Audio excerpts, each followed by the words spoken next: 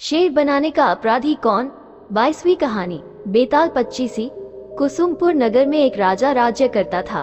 उसके नगर में एक ब्राह्मण था जिसके 4 बेटे थे। लड़कों के सयाने होने पर ब्राह्मण मर गया और ब्राह्मणी उसके साथ सती हो गई।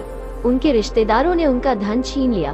वे चारों भाई नाना के यहाँ चले गए, लेकिन कुछ दिन बाद वहाँ भी उनके साथ बुरा व्यवहार होने लगा। तब सबने मिलकर सोचा कि कोई विद्या सीखनी चाहिए। ये सोच करके चारों 4 दिशाओं में चल दिए। कुछ समय बाद वे विद्या सीखकर मिले।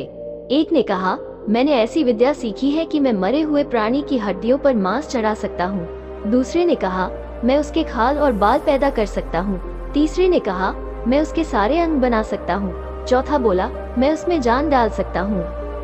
फिर वे अपनी विद्या की परीक्षा लेने जंगल में गए। वहाँ उन्हें एक मरे शेर की हड्डियाँ मिली। उन्होंने उसे बिना पहचाने ही उठा लिया।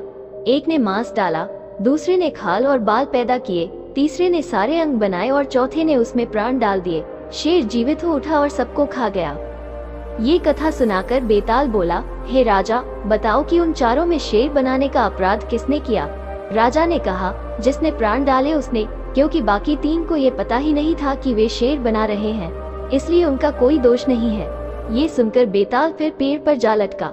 राजा जाकर फिर उसे लाया। रास्ते में बेताल ने एक नई कहानी सुनाई।